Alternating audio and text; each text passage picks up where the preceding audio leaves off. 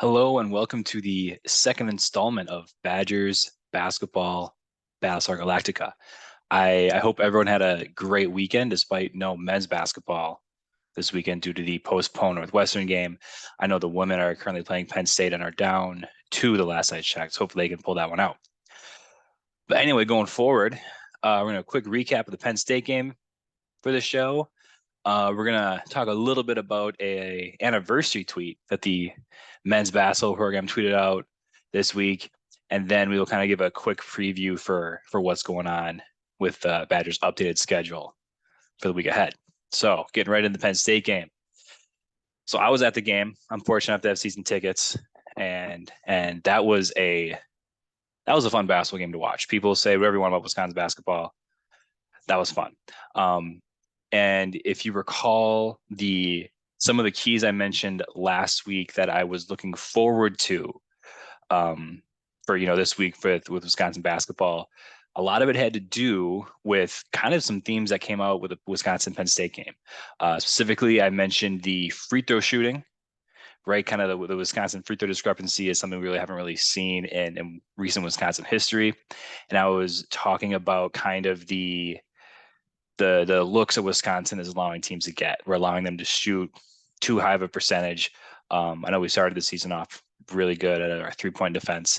So I know those were two of the keys I was looking forward to, and those kind of played out in the Penn State game. Starting with like their shooting percentage at halftime, I tweeted out, those keys I mentioned, and Penn State from the floor was at 52%. From three, they were at like 55 or 56, and their free throw percentage, or not of their percentage, but they had shot three more free throws than we had. And I was like, oh, geez, those are like, two of the things I mentioned, and we're losing both of them. Well, in the second half, Wisconsin held Penn State to 37.5% from the floor. They shot 27% from three, and they had 8 more free throw attempts than Penn State. So the second half defense, and really the whole second half Wisconsin played, was really, really a good outing. I mean, they outscored them by 9. They were down 6 at half. They won by 3.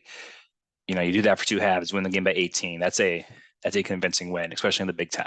So shout out to the Wisconsin team for that second half showing. And a couple other just really mini things I noticed. The team at the end of the game ended the game on a kill. And for those that don't know, a kill, also called a turkey, I've heard, like if you get 3 stops in a row, it's called a kill or a turkey. And they did that. And I just thought about that game against Michigan State 2 weeks ago, right? 2 weeks ago, roughly. Yeah. Where Michigan State, I think, scored 8 of their last 9 or something like that, or like I think it had 8 straight or something. Like that is a very stark difference, right? Wisconsin able to get stop after stop after stop, helped them win the game. And also conversely, when we played Indiana a little over a week ago, we were down 1 at halftime. And the second half, Indiana kind of metaphorically punched us in the mouth. And we were like, whoa, weren't ready for that. And then they kind of ran away with the game. Against Penn State, we started the second half off on an 8-0 run, which was kind of a much needed spark, right? All of a sudden, we're right back in it. We have a lead, and the rest of the game, kind of was just in our control. It wasn't, we didn't run away with it, obviously, but it was a really nice the way to kind of set it up for the rest of the game. I mentioned this, with those first half, second half stats. Free throws were better, not quite where Wisconsin wants to be. It was close to that ratio I mentioned last time. We made a total of 10. They shot 11. Usually we want to shoot equal to or more, make equal to or more than they even shoot. So we're closer there. And, I think, geez, if you're the guys who sit behind me at the game, every time there's a missed free throw, they act like it's the end of the world. And in reality, I think most college teams, if as a team, if you can shoot 70% or better, like 70% is like that benchmark, we're like, all right, like we shot good enough where we can't really be too upset with where we're at here. And Wisconsin, I think, needed to make 2 more, and they would have been at 70%. Let me check real quick here. Math. Yeah, that should have been it. Would have been 75%. So we're close. And now some people might hear like, oh, what's 2 free throws? Not a big deal.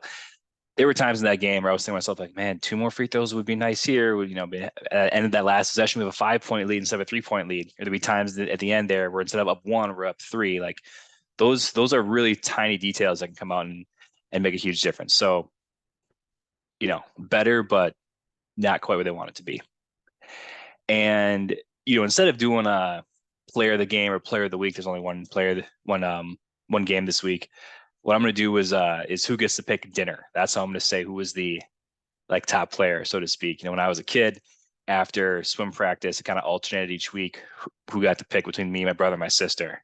So that's kind of always a big deal. So I'm going to say, the MVP or the player of the game, so to speak, is the guy that gets to pick dinner. This might be against the grain, but I'm going to go with Jordan Davis. He obviously lost his starting spot this week, which I don't know how many people have that experience in their life. I do. Granted, it was a JV basketball team and not a Division I Big Ten men's basketball team. But that's a hard thing to do. Like that it's a hard mindset to kind of, keep your mind right and not let it get to you. And while Davis didn't have the best shooting night, he had, 4 points, 6 rebounds, and had a big jumper kind of right at the free throw line near the end of the game. That was a big bucket for us. And I really got to give the guy credit. He didn't take that and kind of slouch and play, woe is me. He came out and he was like playing tough. So I excuse me, I got to give that guy credit. Not a lot of guys would do that. So that was kind of the quick recap based on, what I had mentioned early in the week. And I want to mention some specific things that kind of came out during the game.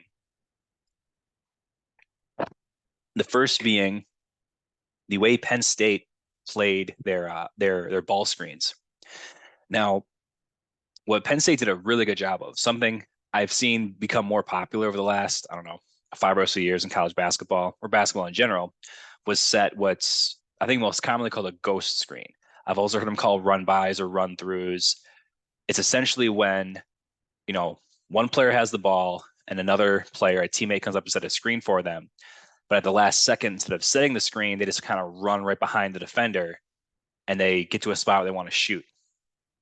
And this causes problems because what's been so much more popular in basketball over the last decade or so is defenders switching screens. Because it used to be a really common practice where, you have two players that aren't really the same size or athleticism. You set a screen. If the defenders switch, all of a sudden the offense has a mismatch that they can take advantage of. Defenses now want to have defenders that you kind of guard interchangeably so they can switch everything. So essentially when teams would, set a screen, defenders just switch and they say, ha, we got you.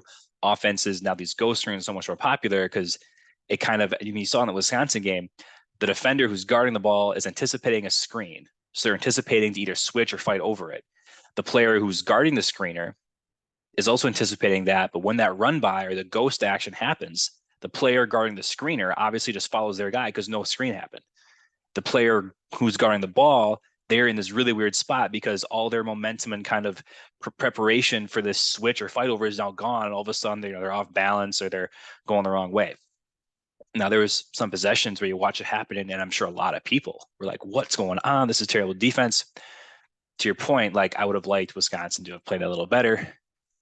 Having said that, they still won, and I still think their focus was to avoid Penn State, specifically Funk, to get open looks at three. And, they shot less than 30% the second half from three.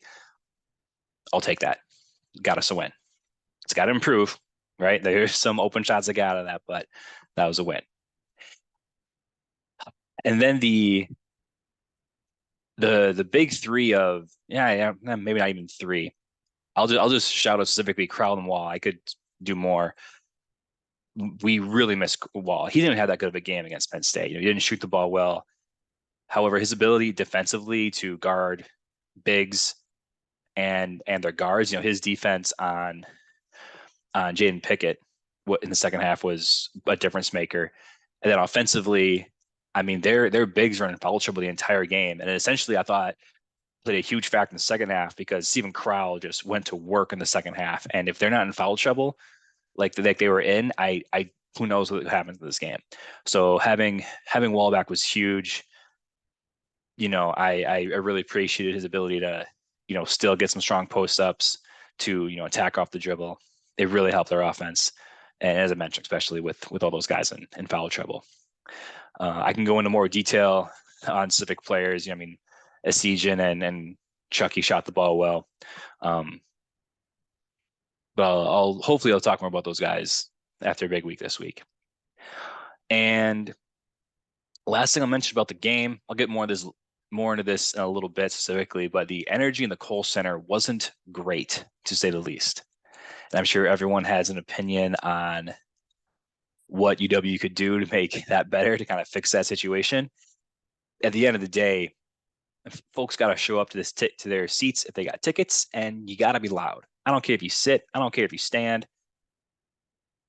I mean, yell when you're on defense, cheer when Wisconsin's something good. I mean, at the end of the day, it's not hard to be a fan, right?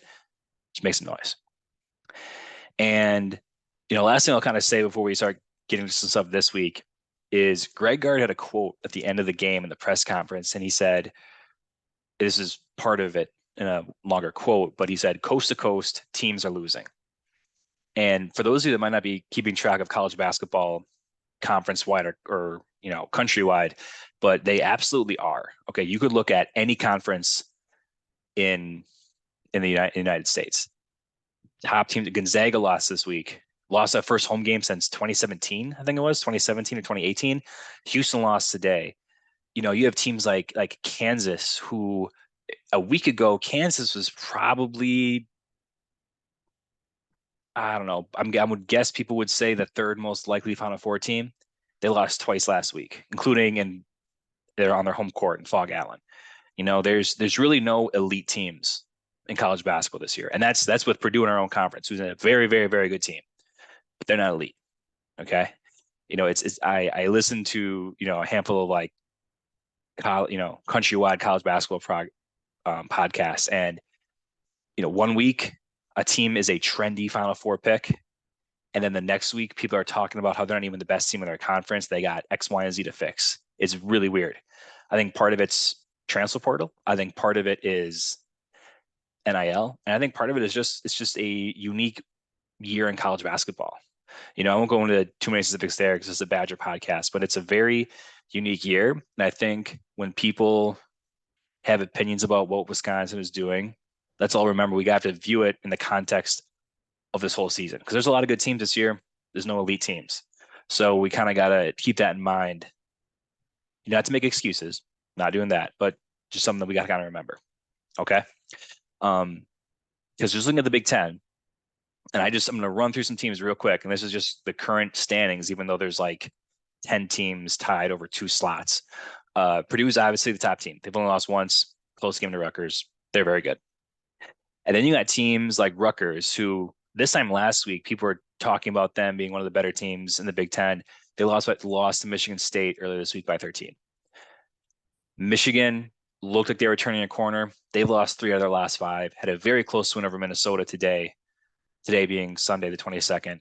And it looks like one of their better shooters, Jet Howard, might be injured. Wow, we'll have to see about that. Then you got teams like Michigan State. They had 7 straight wins with their victory over us. I think that was their 7th straight. They're 1-3 since. You got Indiana. They right now they look like the second best team in the conference. However, they're still just 4-4 because they had a terrible start. Illinois looked like they had a turn or corn when they beat us. They just had a rough game against IU, and they're also just 4-4 in conference. I'll have more on them later, though, because we're playing them this week. Iowa was on a 4-game win streak. They just lost to Ohio State by 16. You got Maryland, who's 2-4 over the last 6. Ohio State is a team I think some people thought might contend for Big Ten championship when they had a couple of young guys emerge this year, and they had 5 straight losses before they beat Iowa yesterday. So I think when I mentioned talking about Wisconsin in the context of the season, so far this season, no bad losses. Now, having said that, there's 1 or 2 games I think at the very least we should have won. And like I mentioned, it doesn't excuse any future losses or bad play. We just have to remember, again, this is a weird season. And looking forward to this week, if we have a good week over the next, 7 or 8 days with our next 3 games, we could be in a really nice spot this time next week.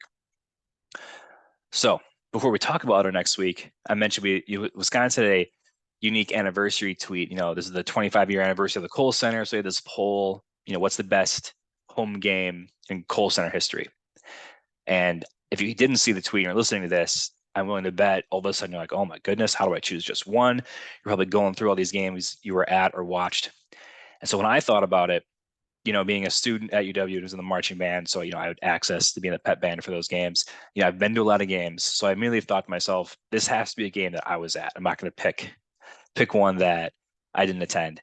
And this was my choice, was one of the choices listed on the poll, and it was the 2011 game versus Ohio State. Just the team Ohio State had that year was loaded. They were number one. We had this big comeback. Jordan Taylor played a great game. Just it could not have been better. Like Dickie V was there. That was probably the best atmosphere I'd ever been at a Kohl Center game. That was so much fun. However, there was a couple games not listed there that I thought should have, because the 2009, 2010 season had a lot of good wins. We had home wins versus Duke, Purdue, and Michigan State, which were all top 10. If memory serves, I think Duke was 6, Michigan State was 5, and Purdue was 4. And I think those should or could have been in the conversation. And what I just remember about those games, when I was a student that year, is they were so loud, especially the Purdue and Michigan State games. I remember as much fun as the Ohio State game was, those Purdue and Michigan State games the year before were maybe the loudest I've ever heard the Kohl Center. It was bonkers. Okay. So as I mentioned earlier, I was going to talk more about the Kohl Center energy, because when I was thinking about these games, remember how loud those games were. And then this Penn State game that just happened, it was a little bit of a bummer. Now, does every game have to be like that? No. At the same time, Wisconsin used to kind of have a reputation for having one of the craziest, home court advantages, craziest student sections, crowds in general. And I don't know if we got that right now, Now, as I said, everyone's got a solution that they're willing to, share. And, I listened to another podcast this week. I think it was Jesse Temple who said this on The Swing. One thing that, you're allowed to have whatever opinion you want. However, at the same time, if you live within 45 minutes or an hour of Madison, and you have the ability to go to these games and you don't, and you kind of just sit home and complain about it, from your couch at home, I don't know how much weight your argument holds. Just want to point that out, and to the folks that are at games, both students and kind of general public, I really hope, if anyone is listening to this that is in this situation, if anyone who gets season tickets for the sole purpose of oh, these are worth money, I'll sell them to make a profit, you are one of my least favorite types of people in the sports, the sports world. It's not fun. If you don't want to go to the games, don't go. But don't get tickets just to make a profit. That's a bummer. I really hate that. Okay. And there's other arguments you hear, oh, so the student section should have be in a circle surrounding the court. I would like that. Students got to show up more. Got to be louder still. Really everyone's got to be loud, but it starts with the students. And then you'll see arguments about, oh, they should sell alcohol at the Kohl. No, you don't need to. I mean, would it be cool to get a beer at the Kohl Center? Yeah, but that shouldn't be anyone's reason to not show up. There's plenty of bars around. Get a drink beforehand or afterwards. It's fine. And also, tickets are relatively affordable. I don't want to tell anyone's financial situation what it should be. At the end of the day, though, including fees, you can get a ticket for $40, which in the grand scheme of things, like I said, is relatively affordable. Although I know everyone has a different financial situation. So that's all I'll say for that. Let's see, before we get to kind of the preview this week, one thing I will say is one conversation I overheard the last week or so was people talking about Wisconsin. And when I heard one person say, Wisconsin has all the success in the regular season, I just wish they were a better postseason team. So I've started to do over the last couple of weeks is collect data on the amount of wins a team has in the regular season and then their postseason wins. When I say postseason, I mean NCAA tournament. This is taking a while to collect all this data. And I'll probably present it in rounds. I think the first round, I'm just going to look at postseason versus regular season wins, see what kind of correlation that has. So if you are a data nerd, as I am, that's coming. So, be excited if that's your jam. All right. For those of you who aren't on YouTube, last week my voice got pretty dry because I'm not used to talking for half hour straight. So I've taken a couple water breaks this round. So there are some gaps. That's why. All right. So if you haven't heard, the Northwestern game that was supposed to be played this weekend, supposed to be played originally, I can't even remember what the day was supposed to be. Saturday, right? Yeah, Saturday. Got moved to Monday the 23rd at 5:30 p.m. So that's one game we got this week. We are also at Maryland on Wednesday, and excuse me, I think that game is 6 p.m. Central Time, but let me double check because I don't want to give information that is not correct. Let's see. Maryland is 6 p.m. Central, and then the Illinois game next Saturday, this upcoming Saturday, the 28th, is at 2 p.m. So 3 games in a week. Going to be an important one to say the least. All right. As for Northwestern, I kind of gave a preview for them last week. The short story was, how much did their guard hurt us? We're going to need a good game from Chucky, Klesman, Asijan, and Davis. We're going to have them, kind of tag team there. Was it Boo Buie and the guy whose name I kept saying, I wasn't sure about Chase Audich. Yeah. So we'll see. And then as for Maryland and Illinois, this is kind of a good barometer for where UW is at. These are the first 2 teams who have played for a second time. And, Maryland was a tough win at home. Illinois was, that first loss in the conference that they really didn't look that good, but that was the first game without Tyler Wahl.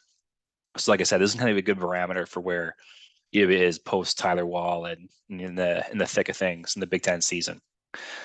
For Maryland, this is a game where, if I was like a corny basketball coach, I would show up to practice the first day to prep for Maryland, which I guess is only going to be on Tuesday because they go game Monday against Northwestern, Tuesday, and then game Wednesday at Maryland.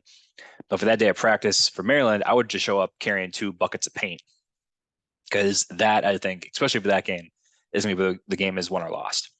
Over the last couple games, Jameer Young, who's a transfer from Charlotte from last year, has been a real big player for Maryland. He's been averaging 25 points a game. And, this is a team who I thought Dante Scott was going to be like their really main and only threat. But Jameer Young's been tough, and he's doing this without really shooting any threes. He's had mostly 2s, a lot of free throws. So like I said, like if we can limit his ability to kind of hurt us in the paint or in the lane, that'll be huge for us. We're going to need a lot of efficient help defense for that one. Tyler Wahl was a needed presence against Penn State, even though he didn't have his best game, as I mentioned. So if he is kind of feeling better and plays better against Maryland, especially on the defensive end, and then, I don't know if they have the post players that count for both Wahl and Crowell. So that if you can get an efficient 12 to 15, I don't ever have a preview for a game and say that might be enough, but it legitimately might, be like one of the bigger factors for that Maryland game. One moment.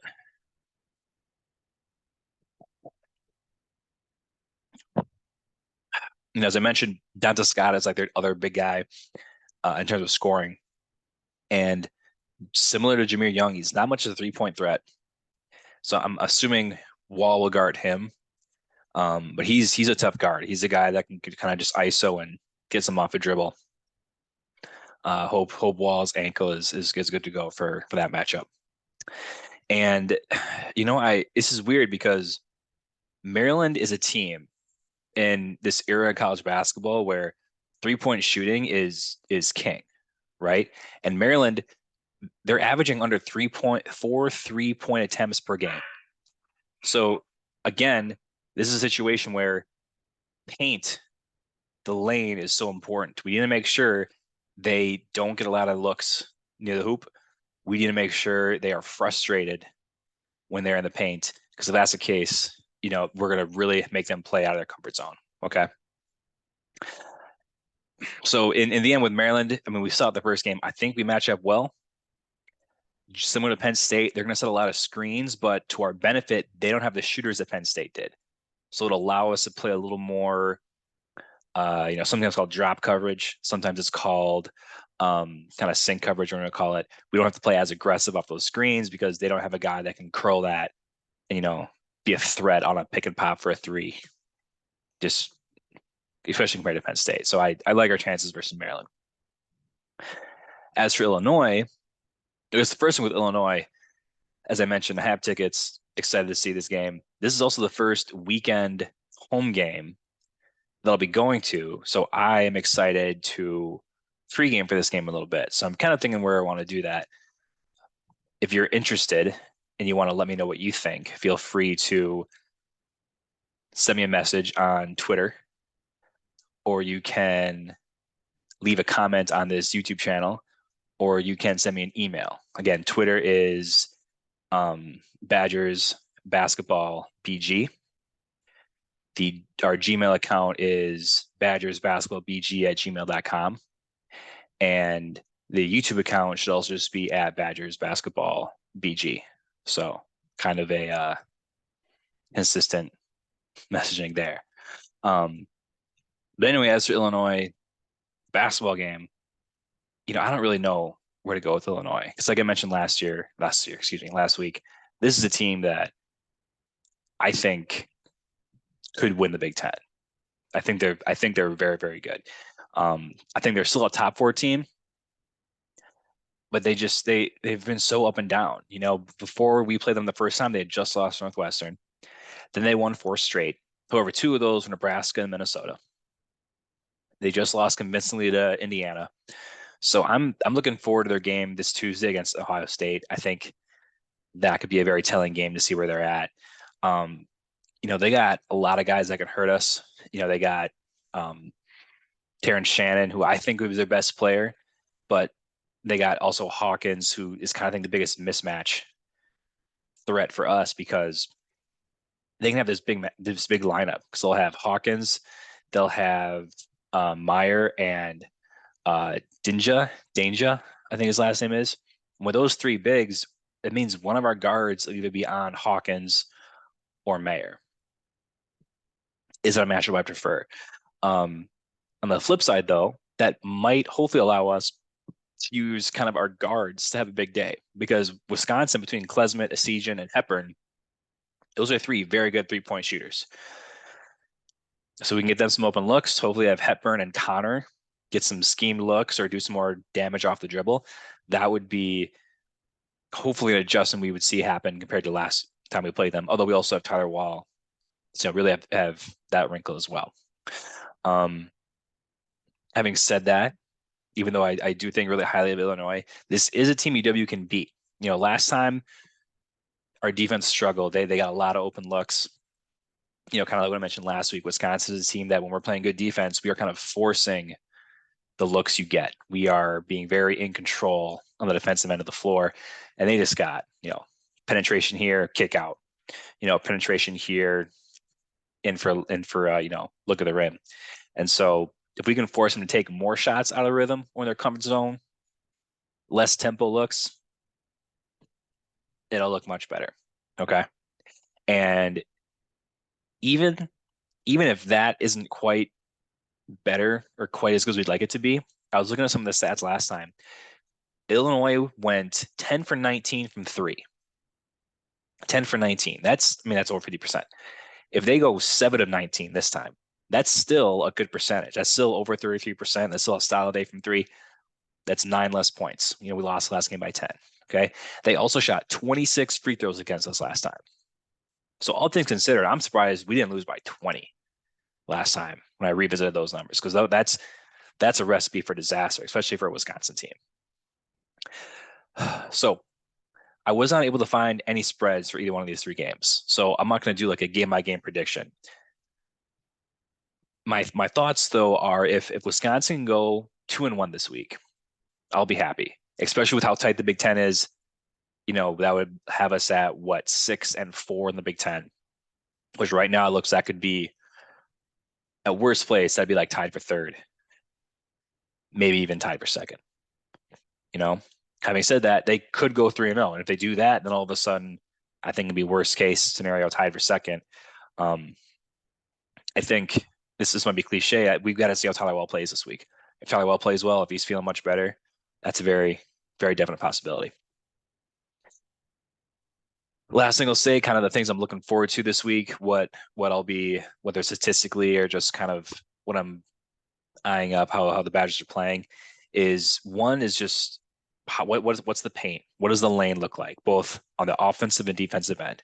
Because if the Badgers play like they can, and they don't give any of these teams good looks inside, that'll bode really well for UW. And similarly, can Corral continue to have his very, kind of season emerging, would dominance be an okay word? Maybe not dominance, efficiency maybe in the lane with his post up game, and then can Wahl kind of take more steps to get back to his form. Those would be two huge steps. Another, excuse me, another step I'm looking forward to is how is Wisconsin handling ball pressure? Indiana, again, they really made us uncomfortable, but I don't know if Northwestern has the athletes to do that. However, Maryland and Illinois will. So I really hope we don't see kind of the response we had against Indiana. But if we can take that pressure with our own kind of attacking, our own pressure right back at them, again, something that put us in a really good space, really good place to win. And then lastly, can we continue with the free throw kind of numbers improving, both percentage and free throws taken versus give it up? Okay. So with that, that'll be the end of this episode. Again, you can follow me at Twitter at Badgers B-Ball BG. You can email at badgersbasketballbg@gmail.com. And then the YouTube account should be Badgers Basketball BG. Let me quick confirm that.